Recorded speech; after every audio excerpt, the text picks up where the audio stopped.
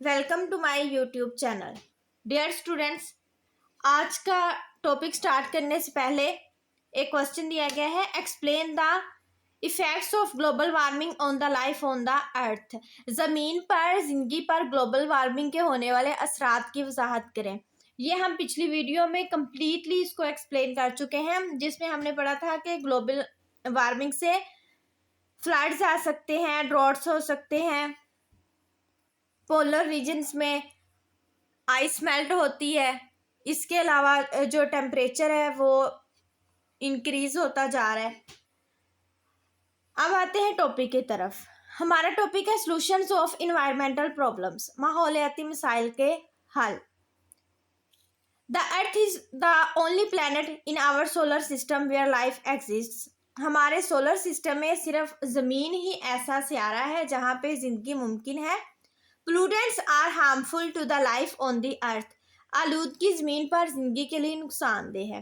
Pollutants हम कहते हैं आलूदगी को, गंदगी फैलाने वाले अज्जा को। We should keep the earth's environment clean and healthy. हमें ज़मीन के माहौल को साफ और सेहतमंद रखना है।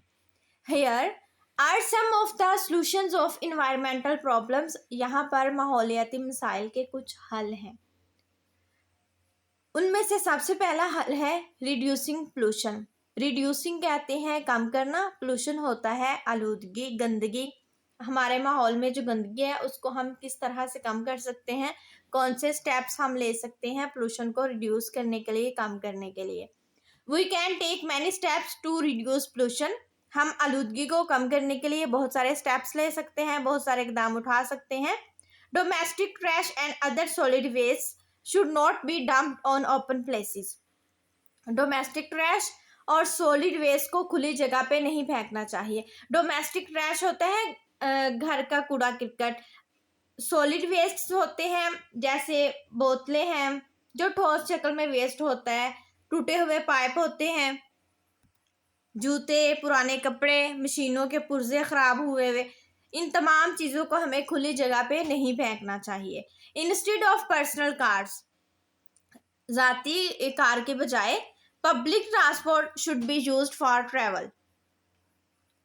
पब्लिक ट्रांसपोर्ट को सफ़र के लिए इस्तेमाल करना चाहिए। Instead of personal cars public transport should be used for travel. इससे क्या होगा, अगर फॉर एग्जांपल एक इंसान है, एक फ़र्द है, वो अपनी कार पे अकेला ही जा रहा है,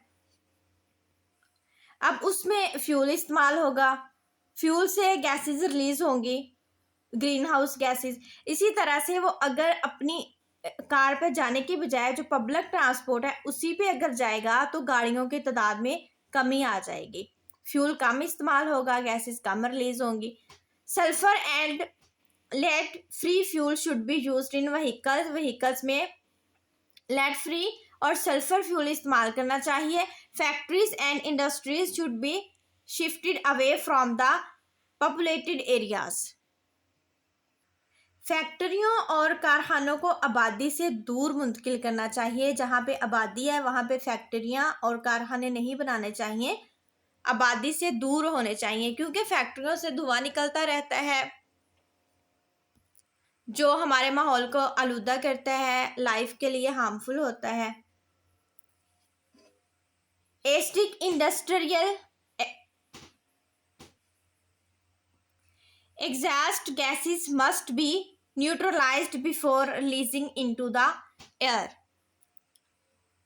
एस्टिक इंडस्ट्रियल एग्जॉस्ट गैसेस होती हैं, फैक्ट्रियों से निकलने वाला जो धुआं होता है, एस्टिक तेजाबी को कहते हैं। और जो गैसेस निकलती हैं वहाँ से, जो नुकसानदेह गैसेस होती हैं, उनको क्या करना चाहिए, न्यूट्रलाइज्ड कहते हैं किसी चीज़ के असर को ख़त्म कर देना, उसकी ताकत को ख़त्म कर देना, कम कर देना। तो वो वहाँ से जो जहरीली गैसेस निकल रही हैं उनके असर को ख़त्म करना चाहिए before releasing into the air. हवा में उसको रिलीज़ करने से पहले उन गैसेस के असर को ख़त्म कर देना चाहिए कीमियाई चेंजेस से। Engines of the vehicles should be tuned properly. गाड़ियों के इंजन बाकायदगी से ट्यून होने चाहिए। Chlorofluorocarbons free products should be used.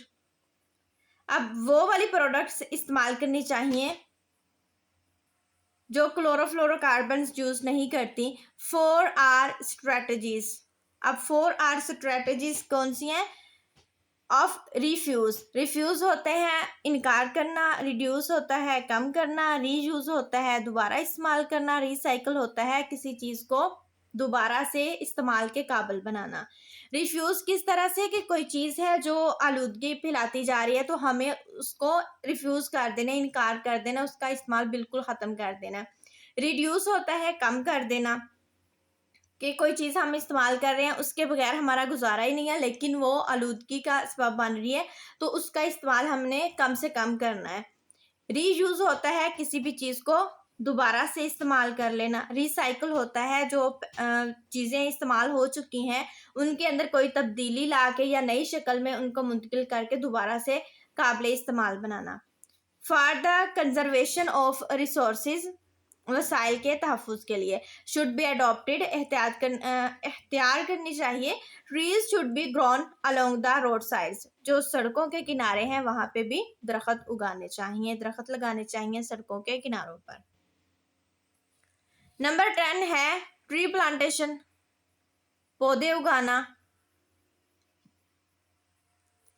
पौधों के फ़वाइद हम छोटी क्लासेस से पढ़ते आ रहे हैं कि दरख्तों के बहुत सारे फ़ायदे होते हैं। दरख्त हमें ऑक्सीजन देते हैं, दरख्तों की लकड़ी हम इस्तेमाल करते हैं, दरख्त हमारे माहौल को साफ़ करते हैं। There are many benefits of plants, पौधों के बहुत सारे फ़ायदे हैं। Planting more trees can reduce the level of air pollution as plants absorb pollutants. ज़्यादा पौधे उगाना हवा की आलूदगी को कम कर सकता है। एज प्लांट्स एब्जॉर्ब पोल्यूटेंट्स, जैसा कि जो पौधे हैं वो पोल्यूटेंट्स को एब्जॉर्ब कर लेते हैं, जज़ब कर लेते हैं। It also maintains the temperature of an area, इसके अलावा वो इलाके का जो दर्जा हरारत है, टेम्परेचर है, उसको भी बरकरार रखते हैं एट अ लोअर लेवल, निचले दर्जे तक। Than an area that does not have trees, उस इलाके का भी जहाँ पे दरख्त नहीं होते। They are also the habitat for birds, ये परिंदों के लिए मस्कन भी होते हैं। परिंदे दरख्तों पर अपने घोंसले बनाते हैं, उसमें वो रहते हैं। एंड मैनी अदर एनिमल्स, और बहुत सारे दूसरे जानवरों के लिए भी, जैसे जंगलात हैं वहाँ पे बहुत ज़्यादा ट्रीज होते हैं, बहुत सारे एनिमल्स वहाँ पे रहते हैं, उन्होंने वहाँ पे अपने हैबिटेट्स बनाए होते हैं। Trees are also a source of fruits, इसके अलावा दरख्त ज़रिया है फलों का एंड फ्लावर्स, फूलों का। Each and every one of us have to plant trees, हम में से हर किसी को पौधे उगाने चाहिए, दरख्त लगाने चाहिए। And enhance the quality of life, और हमें जो ज़िंदगी की क्वालिटी है उसको बेहतर बनाना है।